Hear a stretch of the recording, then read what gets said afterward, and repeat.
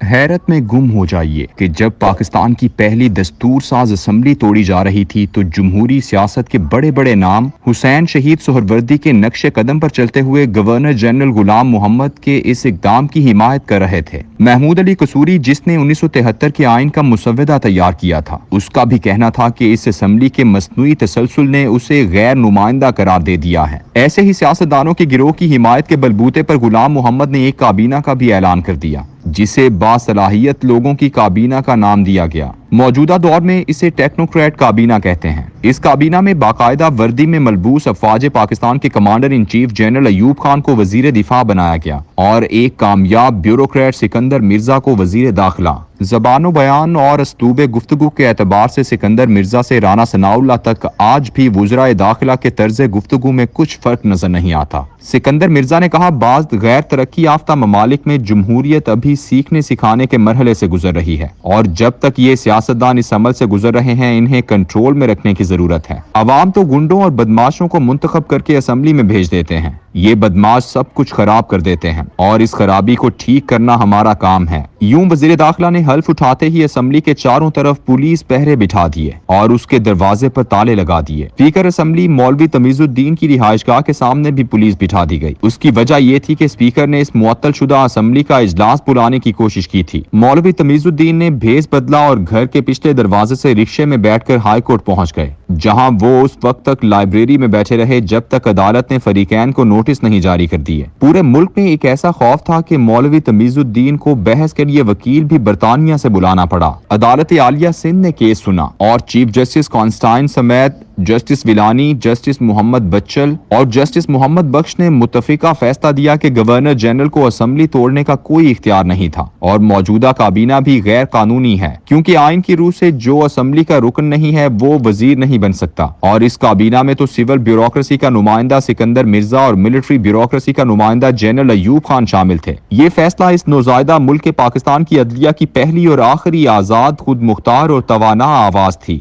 اس پورے عمل سے ایک سیاسی شخصیت ابھر کر سامنے آئی اور تاریخ میں نشان چھوڑ گئی۔ اس کا نام مولوی تمیز الدین تھا۔ لیکن اسی آزاد فیصلے کے بعد پاکستان کی عدالتی تاریخ کا ایک تاریخ باب شروع ہوا۔ اس کا دروازہ تاریخ کے سب سے متنازع چیف جسٹس محمد منیر نے کھولا اور ملک کے سیاسی اور عدالتی نظام کو ایک ایسی تنگ و تاریخ سرنگ میں اتارا گیا جس سے باہر نکلنے کا راستہ ابھی تک نہیں مل سکا۔ غلام محمد کی حکومت فوراً سندھ ہائی کورٹ کے فیصلے کے بعد فیڈرل کورٹ میں اپیل میں چلی گئی۔ اس وقت ملک کی سب سے اعلیٰ عدالت فیڈرل کہلاتی تھی اور اس کے ساتھ سپریم کا لفظ چسپاں نہیں ہوا تھا۔ چیف جسٹس محمد منیر نے کہا، ہمارے سامنے 3 راستے ہیں، جہاں سے چلے تھے وہیں واپس چلے جائیں، بحران سے نکلنے کے لیے قانونی پل بنائیں اور اس گہری کھائی میں کود پڑیں۔ اس کے بعد اس نے اپنی دانست میں بحران سے نکلنے کے لیے ایک ایسا پل بنایا جسے آنے والی عدالتوں نے مسلسل گزرگاہ بنا لیا اور اس راستے سے ہر آمر اور ڈکٹیٹر کے اقدامات کو جواز فراہم کیا گیا۔ نظریہ ضرورت کی اس تخلیق سے جسٹس کارنیلیس اور جسٹس محمد شریف نے اختلاف کیا۔ اب سول اور ملٹری بیوروکریسی مکمل طور پر عدالتی چھتری کے تحت آ گئیں۔ ٹھیک 3 سال بعد جب یہ ملک 1956 میں اپنا پہلا دستور بنا کر الیکشنوں کی گہما گہمی میں مصروف تھا تو بیوروکریسی کے سینئر پارٹنر سکندر مرزا نے junior partner general Ayub Khan سے مل کر 7 اکتوبر 1958 کو مارشل لا لگا دیا۔ اس وقت تک سول بیوروکریسی سینئر پارٹنر تھی، اسی لیے ایوب خان نے لکھا ہے کہ میں نے صدر سے کہا کہ تبدیلی لانا آپ کی ذمہ داری ہے اور اگر آپ ایسا نہیں کریں گے تو پھر خدا نہ خواستہ ہمیں خود یہ تبدیلی نافذ کرنا پڑے گی۔ امریکی سیکیورٹی پیپرز نے اب یہ راز بھی کھول دیا ہے کہ 5 ماہ پہلے یعنی مئی 1958 کو ایوب خان اور سکندر مرزا کے ساتھ امریکی سفیر کی ملاقاتوں میں ہی یہ طے ہو گیا تھا کہ پاکستان صرف آمرانہ نظام میں ہی چل سکتا ہے۔ مارشل لا کے خلاف اسی جسٹس منیر کی عدالت میں 4 اپیلیں دائر ہوئیں۔ نئے آئین کے مطابق اب فیڈرل کورٹ سپریم کورٹ کے نام سے پہچانی جانے لگی تھی۔ اس کیس کو ریاست بنام ڈوسو کہا جاتا ہے۔ چیف جسٹس منیر نے لکھا کہ فوجی بغاوت کامیاب ہو چکی ہے اور آزمائش پر پوری اتر چکی ہے اور اب اسے ایک بنیادی قانون کی حیثیت حاصل ہو چکی ہے۔ ہر کامیاب انقلاب کو بین الاقوامی طور پر تسلیم کیا جاتا ہے۔ ایسا انقلاب از خود قانون ساز ادارے میں بدل جاتا ہے۔ اس دفعہ جسٹس کارنیلیس بھی رام ہو گیا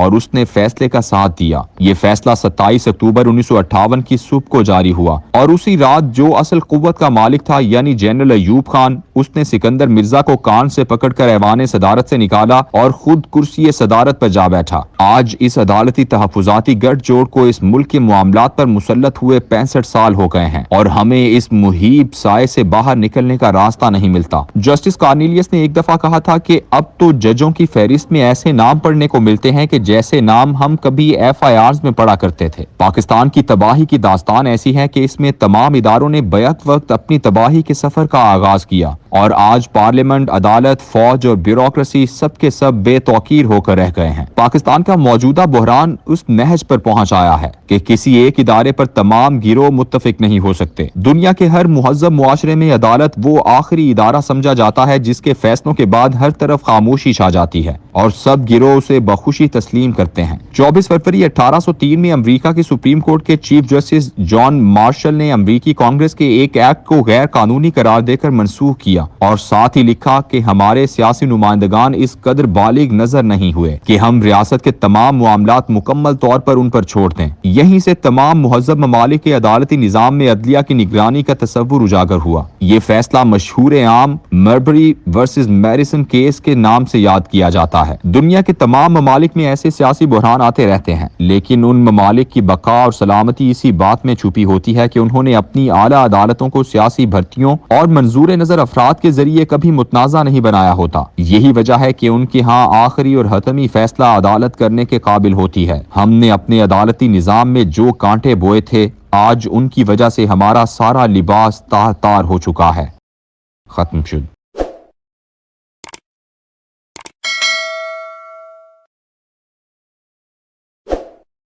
آپ کو اس وقت فیصلہ کرنا ہے اور آپ تاریخ کے اندر امر ہونا چاہیں گے۔ آپ کو آئمہ آپ سے یہ نہیں کہتا کہ آپ بجلی کی قیمتیں بڑھاؤ، یہ نہیں کہتا گیس کی قیمتیں بڑھاؤ، تو وہ کہتا ہے اتنے پیسے اکٹھے کرو تاکہ تم اپنا قرض اتار سکو۔ پاکستان کی اسٹیبلشمنٹ کی سوچ اور انٹرنیشنل سبڈیشن کی سوچ آپس میں مل چکی ہے۔ عمران خان بہتر اس لیے نہیں تھا کہ عمران خان جو ہے پریڈکٹیبل نہیں ہے۔ نواز شریف کتنا بھی سیکولر ہو جائے، نواز شریف کا امیج سیکولر والا نہیں ہے۔ پاکستان میں ہمیشہ جمہوریت خطرے میں ہوتی تھی، لیکن پہلی دفعہ اسٹیبلشمنٹ خطرے میں ہے۔ مریم نواز نے لانچ کیا باقاعدہ مفتاح اسماعیل کے خلاف کس کو؟ اسحاق ڈار کو۔ آپ کو اس ملک کے اندر کھلواڑ کرنے کی سزا ملنے والی ہے۔ اس قوم نے اٹھ کر یہ ثابت کیا، 75 سالوں کی ذلت اور رسوائی کا داغ دھونے نکلے۔